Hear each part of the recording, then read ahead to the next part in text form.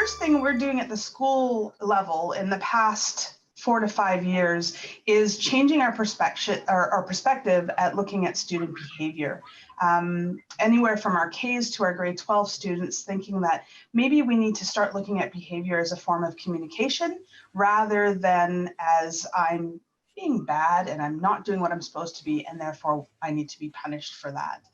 That is a very traditional role of the educator, and we're looking really and working really hard at changing that perspective. Our teachers, we have a great amount of teachers who have been teaching for many years and have used their own teaching style for many years, and trying to change takes some time, but thinking about children in a different way and looking at them in a different lens rather than just thinking that this could be behavior, that this is actually communication and connection that they're trying to work on. I don't think this one's super clear for you, but I hope so. We really did. I was glad to hear Hans say that or it was Jill actually talking about that attachment theory basis for everything we're doing. And so all the studying we're doing, all the research we're doing, all the presentations we're giving are really based on connection and understanding that we're very important in a child's life. And everything we do, everything we say is important to that child, and we can become mentors, or as we had a presentation earlier in the year that the quote that I loved from it was, our words can be medicine. And so making sure our reactions and our words are kind and from the right place and in a supportive way. The other piece that we found, or we decided was very important, that it takes all of us.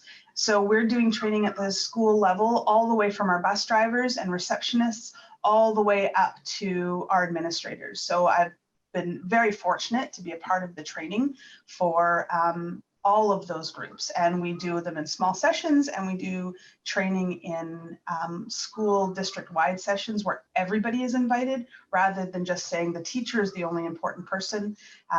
We have a bus driver that was working for us last year with a traumatic student, or a student who had suffered some significant trauma in their life. And his first moments with that boy every morning changed the way the boy saw the school, changed the way he came into the school, changed his whole day and all his interactions. So understanding that every single person in this community has a role to play and is important in every child's life.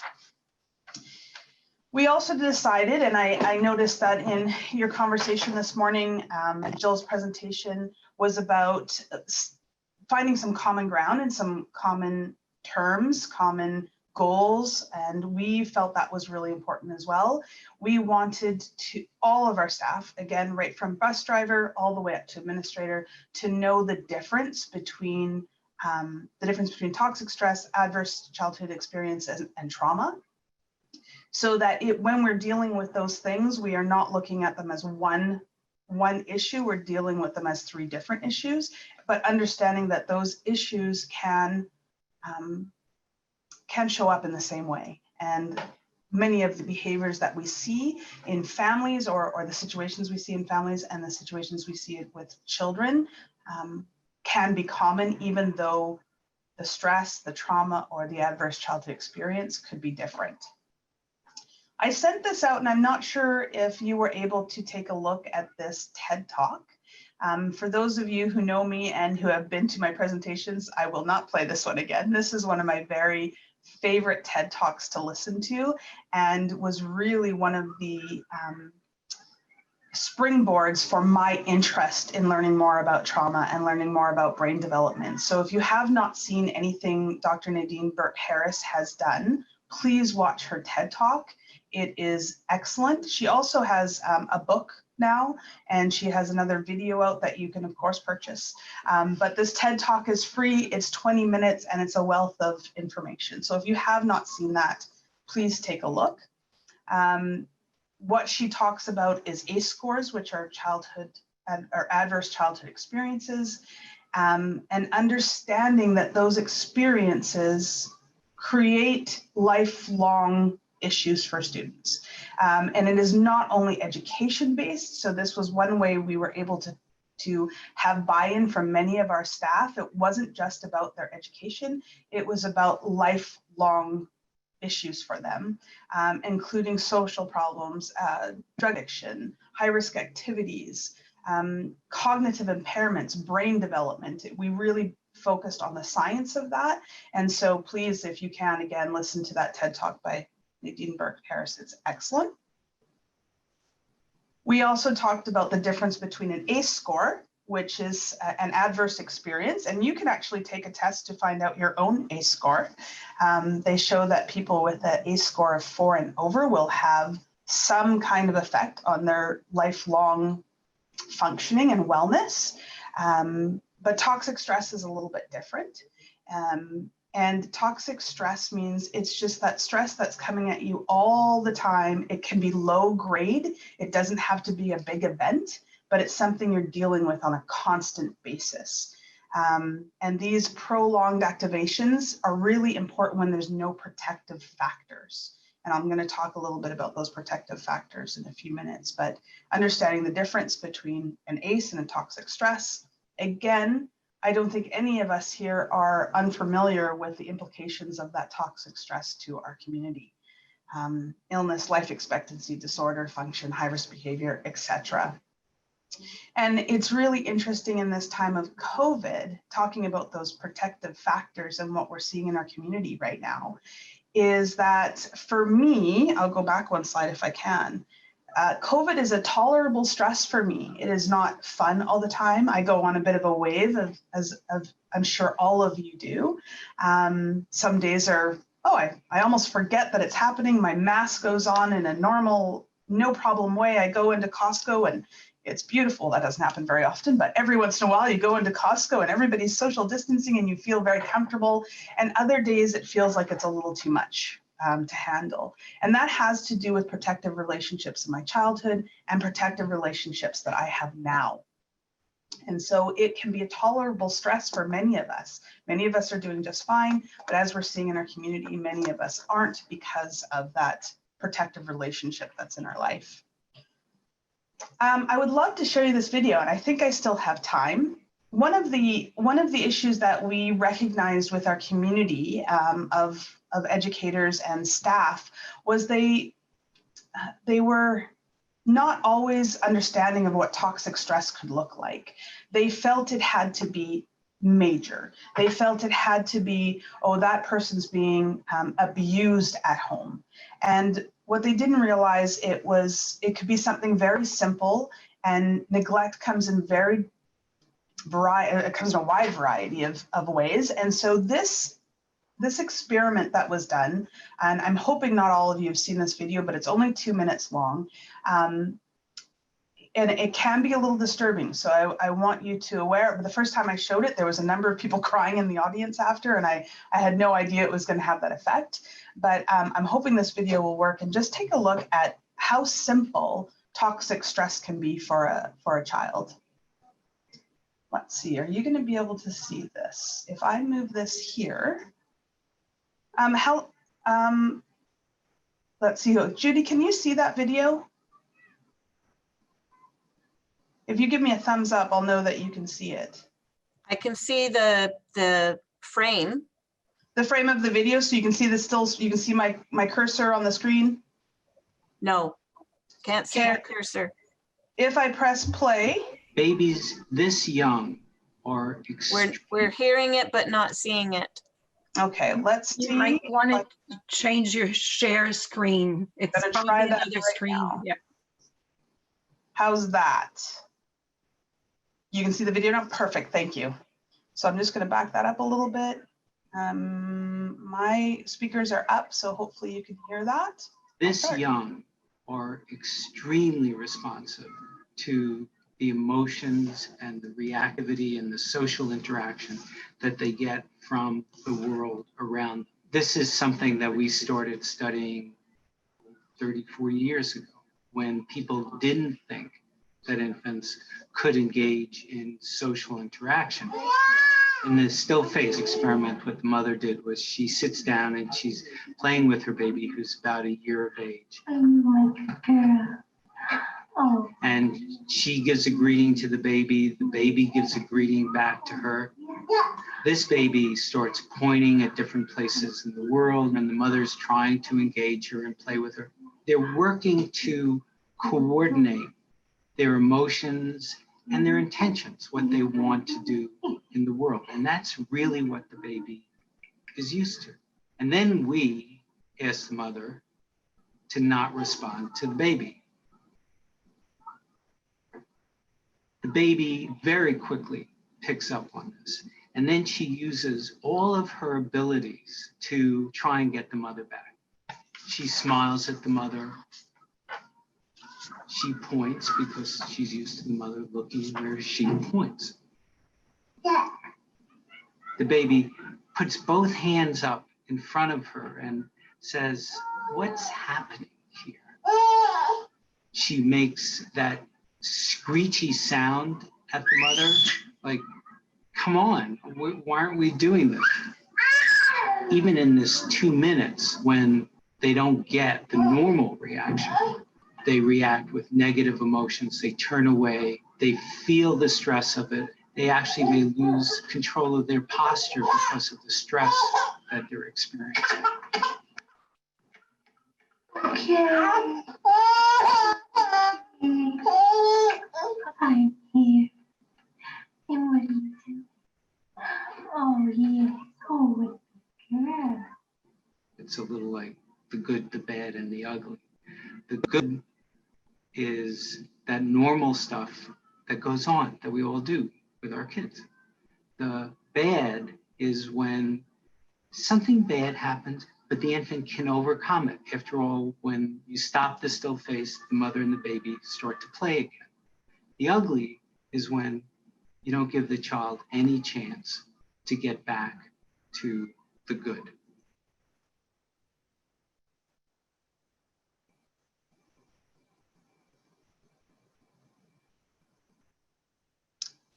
So I'm sure that's not a new idea for many of the people on this in this forum, but that understanding in our community that toxic stress, if that's happening for a young child on a daily basis because of addiction, because of inability to manage during the day, because of lack of protective relationships in the adults world, that it makes profound stress response effects to children. And so our hope is that at least the people in our buildings can be the way that students can come back to, it's okay, I can do this. I have somebody in my life who is a protective factor for me. And that's, of course, always, again, based on the relationships. When I first talked to Judy, I wrote down in my notes about a presentation that I don't know why I picked this word instead, but I heard prevention. And when I was thinking about it, I was thinking in my career and how do I talk about prevention for the early years. And so when I re-talked to Judy, I was glad to see protection, because we cannot prevent trauma. We cannot prevent the death of a loved one. We cannot prevent mental illness in a parent necessarily. I can't prevent a car accident. I can't prevent corona. I don't know how many of you still remember the morning of 9/11 and that kind of experience in your life. Those things cannot necessarily be prevented, but they, again, don't have to go on to affect for our whole lives if we have protective relationships. When we studied trauma as a district, we studied trauma under the teachings of Bruce Perry, Dr. Bruce Perry from the States. And his simple definition for trauma is an event that overwhelms my stress response system. I cannot come back to my normal in a short period of time.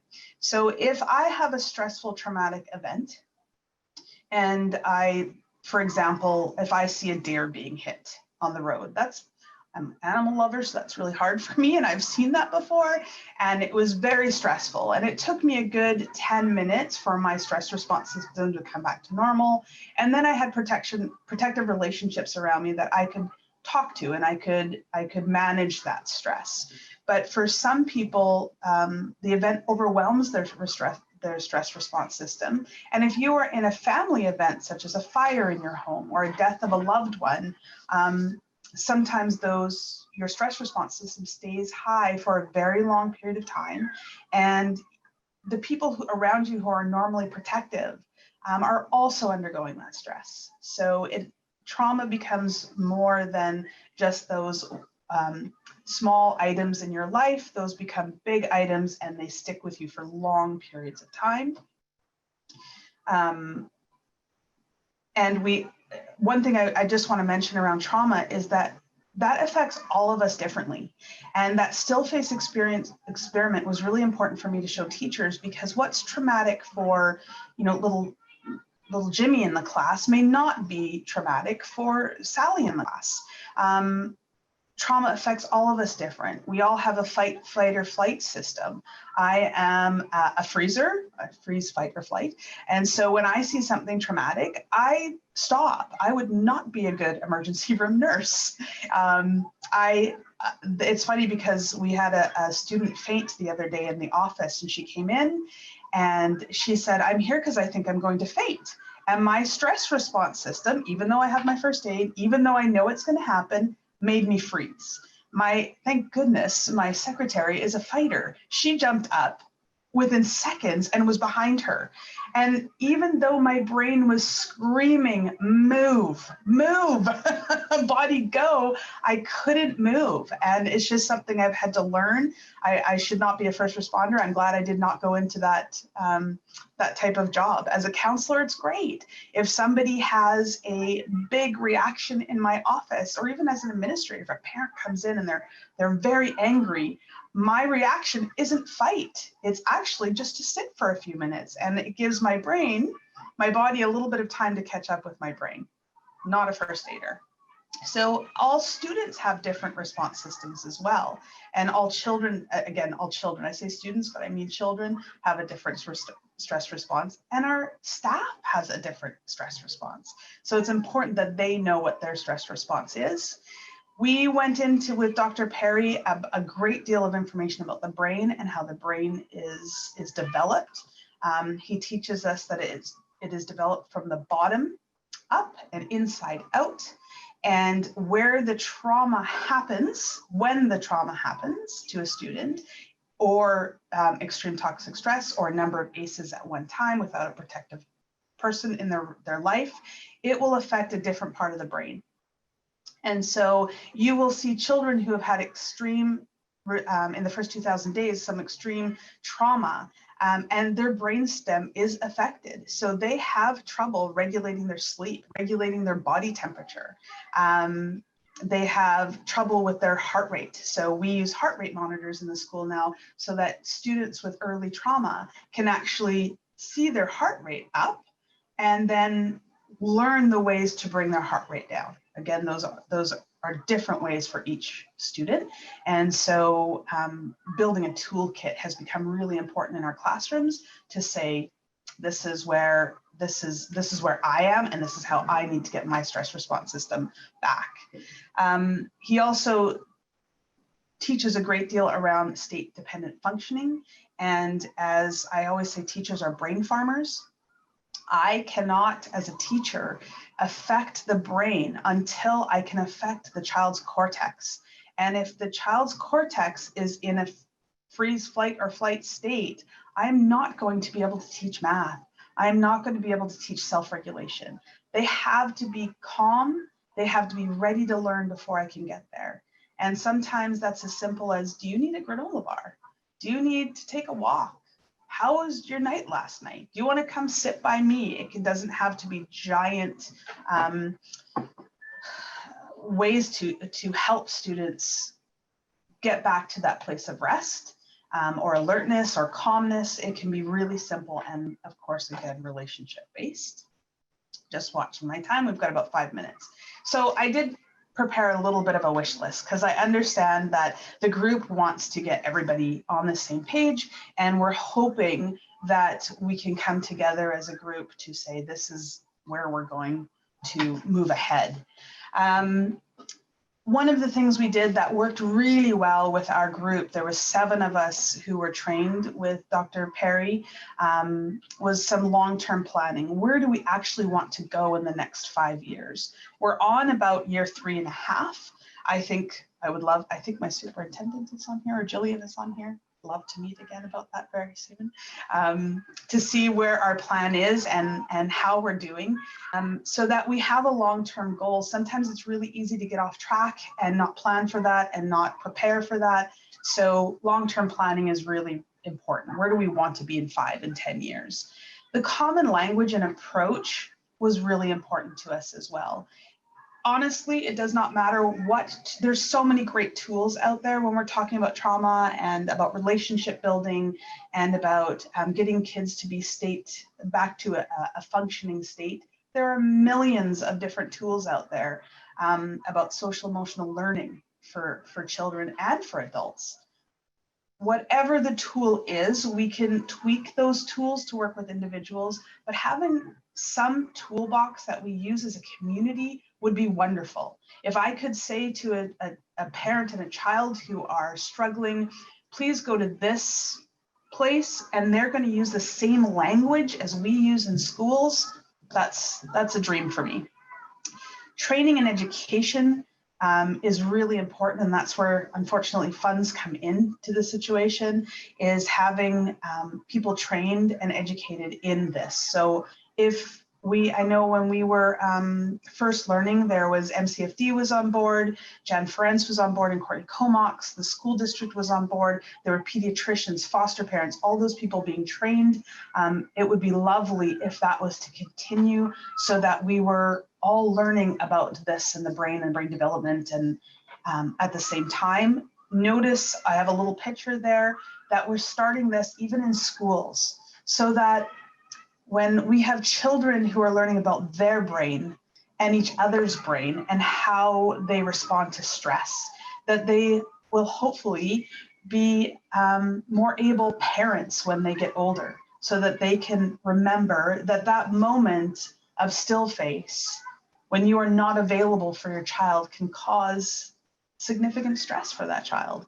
And so if they're learning that at an early age, wonderful. I know Roots of Empathy is such an amazing program, and I don't believe we have that in our community. If there's anyone out here who wants to be a part of ArrowView, and I'll just do a little pop in there for that. If any of you are trained on Roots of Empathy and would love a school to start back in with, give me a call, would love it. One of the things that's really hard to deal with is policy. I know there are school boards, and I know there are community agencies that have sharing of information contracts, if you will, or agreements. That would be wonderful. And understanding that this takes time, and that we have to put in the time that it takes to make this difference. I know I get very caught up in my own little world of ArrowView, and the different paperwork things that I have to do, and dealing with parents and all those kind of things, but really making time to make sure that as agencies we're putting the time that's needed into this. And early learning, one of the interesting things I found when we were starting our partnerships was that there was only one person trained in this in the community. They were only half-time, and they were working with parents to try to teach them all the Bruce Perry's techniques. So if we go back to this picture, if I had, again, unfortunate circumstances when the baby was small. So if I am a mom and I was in an abusive relationship and there was addiction, but now there isn't, and now I can be a protective parent, how do I now build those pathways in a secure, healthy way in that child's brain? And there are strategies around that can be taught. And unfortunately, we don't necessarily have a great deal of people able to do that. So who's going out and talking to those people and helping those moms and dads and foster parents or guardians of children on supporting that healthy brain development for children. So that's what the earlier learning is. Just a couple of resources before my time runs out. An excellent resource through Alberta Wellness. They have, unfortunately, a little bit of a dry certification, but there is a certification called the Brain Story. They also have excellent little videos for parents to watch on mirror neurons and serve and return, and it's a great website. The second one here, I'm off. One of the things we would love to do, and we've been talking about, is showing a movie, Paper Tigers. We do have the rights to that. If any of you, once we're finished this COVID time, would like to watch that, the school district does have Paper Tigers, and we are able to show it in a community setting. They're an excellent example of how the high school actually combined with the community to build some success. Again, Nadine Burke-Harris, excellent resource. Child Trauma Academy has a resource area with studies and research. So if you want to look into more of Dr. Bruce Perry's work, that's there. And if you have not read a book about trauma-informed practice, please read The Boy Who Was Raised as a Dog. It is not a nice read, but it is an easy read. It's told in stories, and it's incredibly informative. I would highly recommend that book to everyone. Born for Love is also very good, but and if you are more into neurology and brain science, please read that one as well. As the child's in vitro and their brains are growing, and as their brains are growing all the way up till they're 24 years old, I have a son, I know his prefrontal cortex is hopefully still growing. It starts with the brainstem, and then it moves up to the midbrain and then onto the cortex. So students learning, of course, you can't learn your times tables right away. You have to learn your numbers first. And so the prefrontal cortex actually doesn't stop growing until we're about 24 on average. And so if there is a great deal of, do you want me to share that slide? I see Jill doing things. I can go back and share that slide. But as the brain develops, the neural pathways in the brain develop. And if you've had trauma in those neural pathways, they become disorganized. One of the ways I teach this to children about that disorganized brain is I show a highway. And so I show them a highway in the States where everything is flowing beautifully, and it's got the clover leaf, and all the information is coming in and going to where it's supposed to go in an easy, organized fashion. If there's trauma in any level of those in the brain development, those pathways become disorganized. And so then I have a video of when I was in India, and I show us driving down the street in India and the disorganization of that highway where there's people going every way, walking, cows, camels. It was really, I would never have been able to drive there. I could barely walk across the street there. So that's how their brain is developed. So that brain development can become organized in a fashion if we treat the where in the brain the trauma happened first. So if the trauma happened at the time when the brain stem was being developed, we have to go back to what would soothe and help organize the brain stem. Great. So that's repetitive. When we hold a baby, we rock and we tap. And so we have rhythm, and we have rocking, and we have touch, we have pressure. And sometimes we have to do that with 7, 8, 9-year-old children because they weren't rocked and they did not have that. And if we can't touch, then we do it through drumming, and we do it through clapping, and we do it through tapping and things like that.